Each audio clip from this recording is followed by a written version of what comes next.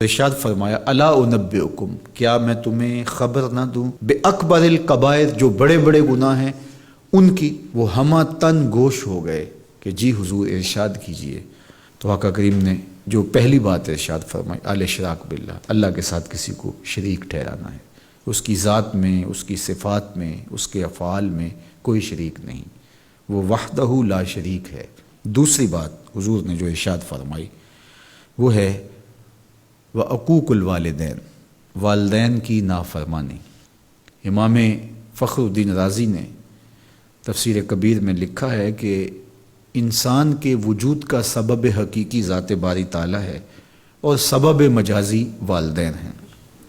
تو اس لیے گناہوں میں جو بڑے گناہ ہیں، اکبر الکبائر جو ہیں، ان میں سے دوسرا بڑا گناہ اللہ کے محبوب علیہ السلام نے عقوق الوالدین کو بیان فرمایا۔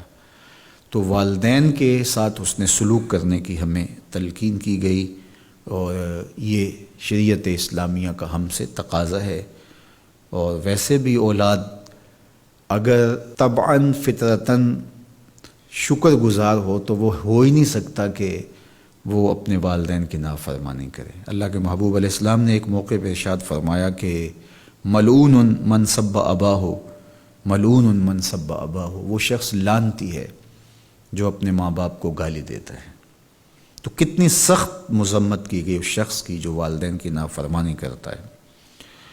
ایک موقع پہ حضور علیہ السلام نے فرمایا راغم انفن ثم راغم انفن ثم راغم انفن، 3 مرتبہ فرمایا۔ اس شخص کی ناک خاک آلود ہو، پھر اس کی ناک خاک آلود ہو، پھر تیسری مرتبہ فرمایا اس شخص کی ناک خاک آلود ہو۔ تو قیلا من یا رسول اللہ صلی اللہ علیہ وسلم، عرض کی یا رسول اللہ کس کی ناک خاک آلود ہو؟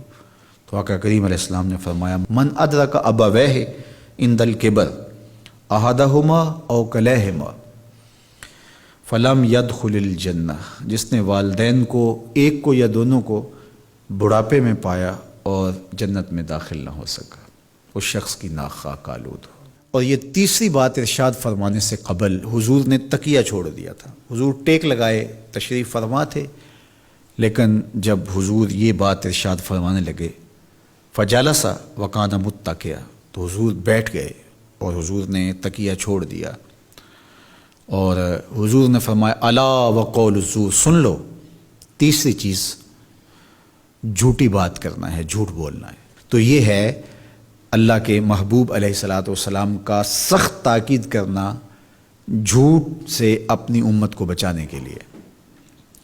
اچھا، یہاں ایک بات رک کے یہ سمجھ لیں کہ جھوٹ بہت بری چیز ہے، لیکن شرک اس سے بڑا گناہ ہے۔ تو اس کی تاکید اتنی زیادہ کیوں کی؟ حضور نے ٹیک چھوڑ دی اور آقا کریم علیہ السلام بار بار ارشاد فرماتے رہے۔ تو اس کی وجہ یہ ہے کہ شرک کو بڑا گناہ سارے سمجھتے ہیں۔ اسی طرح ماں باپ کی نافرمانی ہر شخص سمجھتا ہے کہ یہ بہت بڑا گناہ ہے، اور اگر کوئی شخص ماں باپ کا بے ادب ہو، گستاخ ہو، تو لوگوں کی نظروں میں بھی وہ گر جاتا ہے کہ یہ برا شخص ہے کہ ماں باپ کے ساتھ بدسلوکی کر رہا ہے۔ تو یہ دو گناہ ایسے ہیں کہ جو لوگوں کو اچھی طرح معلوم ہے، لیکن عمومی طور پہ جھوٹ بعض معاشروں کے اندر یوں رچ بس جاتا ہے کہ اس کو عیب نہیں سمجھا جاتا۔ اس لیے حضور نے اس پر خاص تاکید کی اور ٹیک چھوڑ کے آگے بڑھے، اور پھر بار بار ارشاد فرماتے رہے کہ اس کو چھوٹا نہ سمجھنا۔ جس طرح اکبر الکبائر میں شرک ہے، اکبر الکبائر میں عقوق الوالدین ہے، اسی طرح یہ بھی اکبر الکبائر میں شامل ہے کہ کوئی شخص جھوٹ بولے۔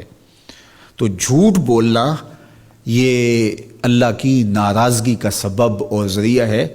تقریباً 200 قرآنی آیات جھوٹ کی مذمت اور جھوٹ سے بچنے کی تاکید اور ترغیب میں ہیں، اور سینکڑوں احادیث جھوٹ کی مذمت میں اور جھوٹ سے دامن کو بچانے کی تلقین پر مشتمل ہیں۔ تو اس لیے اللہ کی بارگاہ میں یہ دعا مانگیں کہ اللہ ہمیں جھوٹ کے مرض سے نجات دے، اور ہمیں ہمیشہ سچ اور سچائی کی توفیق سے مالا مال کرے۔